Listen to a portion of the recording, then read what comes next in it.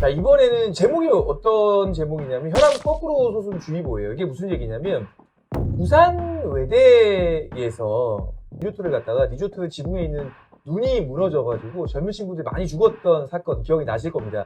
자, 그때 딸을 아빠가 혼자 키우고 있었던 거예요. 엄마는 친권을 포기한 상태고 보상금이 나오는 거예요. 보험금이. 근데 그 보험금이 억대 단위가 나왔던 거예요. 그런데 내가 그동안 한번 키우지도 않고 딸에 대해서 소홀히 했는데 이 보험금을 소송을 통해서 이제 달라고 얘기했던 거예요. 이런 엄마는 무슨 엄마라고 얘기되나? 우리 실장님? 짜증나요. 짜증나요, 엄마. 짜증나, 엄마. 이런 분들이 있다니까. 이런 일들도 결국은 어떤 문제 때문에 생겼냐면 결국 수익자를 지정 안 했기 때문에 그러는 거거든요. 근데 사람들은 보험료 내는 사람들이 보험금을 받을 수 있다라고 착각하는 경우가 굉장히 많습니다. 그 얘기는 무슨 얘기냐면 집을 내가 지불했습니다. 만약 5억짜리 집이에요. 그럼 내가 5억을 돈 주고 샀어요. 샀다라는 거는 돈을 지불한 거하고 집 문서에 등기부 등본에 이름이 있는 거하고는 별도잖아요. 이거 보험도 마찬가지다. 보험료를 낸 것과 보험금을 받는 거는 완전히 차이가 좀 납니다. 그래서 우리가 수익자에 대한 체크를 한번 꼭 해보셔야 된다라는 거 꼭 기억을 하시면 좋을 것 같고요. 자, 그 다음에 우리가 이제 사례로 알아봐야 될 게 뭐냐면 천안함의 사건도 있어요. 천안함. 보상금은 절반을 갖고 연금은 또 포기를 했어요. 연금. 그거 왜 포기했을까? 우리 실장님, 연금은 왜 포기했을까? 보험금이 더 커서. 역시 우리 저 실장님 클났다. 두 개 다 소송하기는 조금 버겁고 둘 중에 하나를 해야 되는데 보험금이 더 커서. 그게 왜 그러냐면 보험금은 기여도를 따지지 않아요.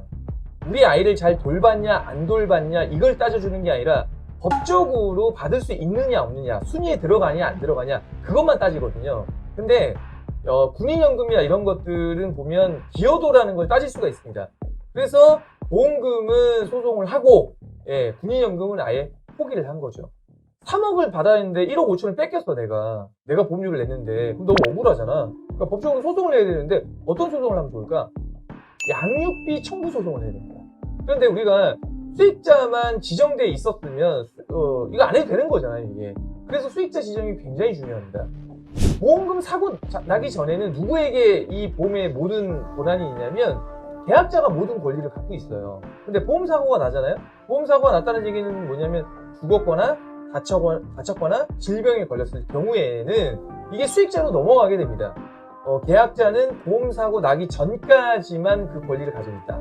그래서 보험사고 난 이후에는 수익자로 이 권리와 명의가 넘어갑니다. 그래서 이 수익자에 대한 부분들을 꼭 체크해 달라는 거 제가 계속 강조해 드립니다.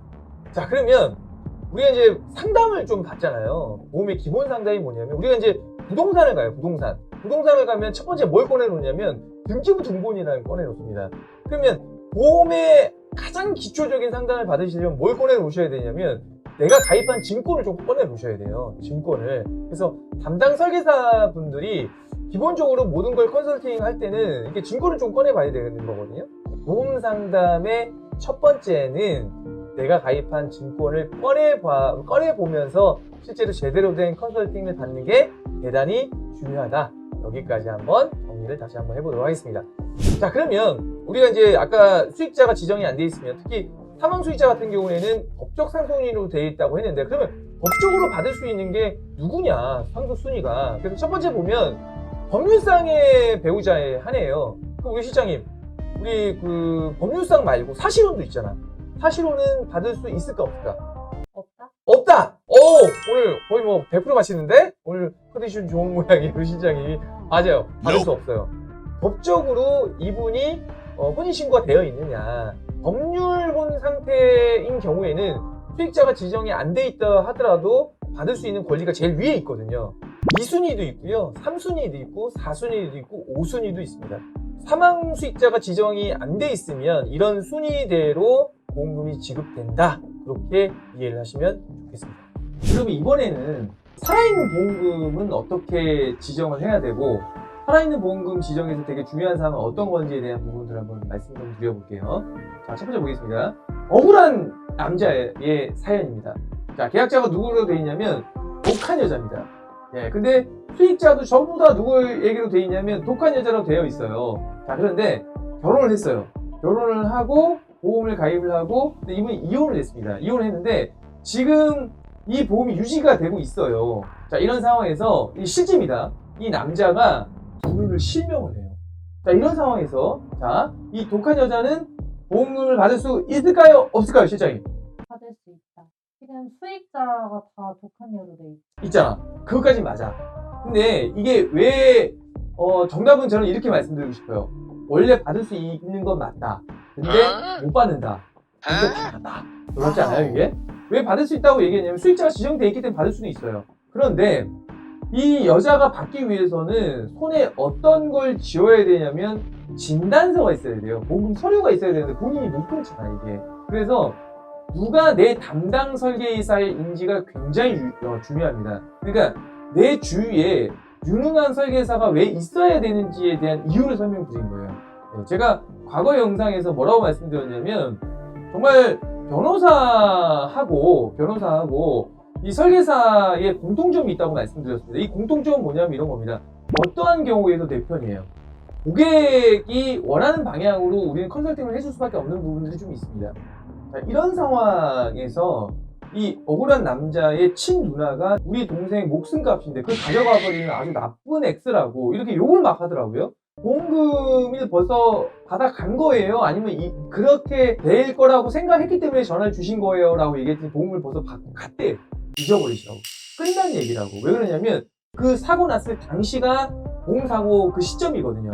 그러니까 그 이후에 수익자를 바꾸는 건 의미가 없습니다. 그러니까 이런 일들이 벌어지고 나서 수익자를 변경하는 거는 의미가 없다라는 겁니다. 사망 수익자는 내가 혹시 삶을 정리할 수 있는 시간이 있다면 내가 그 기간 동안에 수익자를 지정하면 되는데 살아있는 생존 수익자는 사고 났을 또는 질병에 걸렸을 그 당시가 보험사고가 났을 때이기 때문에 수익자를 조금 더 미리 한번 체크해 보시는 게 굉장히 중요하다. 이렇게 말씀을 좀 드리겠습니다. 그러면 왜 수익자 지정이 이렇게 중요하느냐? 요즘에 이제 이혼하시고 재혼하시는 분들이 많이 늘어나고 있거든요. 예, 그러다 보니까 이혼하는 과정에서 수익자의 문제가 생길 수 있고요. 재혼하는 과정에서 법률혼이냐 사실혼의 관계에 의해서도 보험금의 문제가 발생될 수 있습니다. 그래서 민법 상속제도에서는 보험료를 낸 사람이 보험금을 받을 권리가 생기지 않아요. 그러니까 법적으로 정해져 있는 순서대로 받는다. 그거는 가입 당시는 그렇게 될지 모르겠지만 가입하고 나서 바꿀 수 있기 때문에 한번 체크해 보셔야 된다.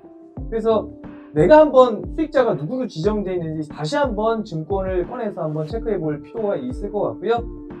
수익자를 잘 지정되어 있는지 안 되어 있는지 볼 수 있는 방법은 내가 가입한 증권을 보는 일이다. 다시 한번 강조해 드립니다. 자, 그러면 보험 또는 다른 보상금의 상속순위도 한번 저희가 한번 알아볼게요. 보상금의 종류들이 좀 있어요. 근데 보상금의 종류를 보면 앞에 빨간 글씨로 뭐가 되어 있냐면 사실혼 배우자들이라고 표시되어 있습니다. 제가 사실혼 배우자와 법률혼 배우자의 차이는 뭐냐면 기여도를 인정하느냐 안 하느냐의 차이거든요. 그래서 기여도라는 얘기는 뭐냐면 나한테 잘하는 거잖아. 나한테. 기여도가 없다라는 얘기는 뭐냐면 원수 같은 사람이잖아요. 그 보험은 기여도를 인정해주지 않는다라고 얘기를 했기 때문에 기여도가 없는 사람에게 보험금이 갔다는 얘기는 뭐냐면 내 원수 같은 사람에게 보험금이 갈 수도 있다라는 거잖아요. 그러니까 그런 사람에게 보험금이 가지 않도록 내가 미리 체크해봐야 되지 않을까요?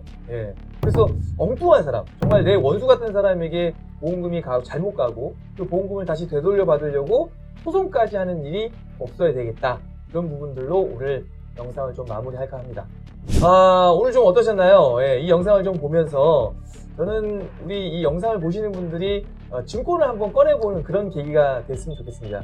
내 수익자가 누구로 되어 있는지 좀 잘 보시고요. 수익자를 누구로 할 건지도 한번 해보세요. 우리 배우자한테 할까? 아니면 우리 애들한테 해줄까? 수익자에 대한 부분들을 한번 체크해보면서 내 보험을 한번 체크해보는 시간, 그런 시간을 가지면 좋겠습니다. 다음에 또 뵙겠습니다. 오늘 여기까지 하겠습니다. 안녕!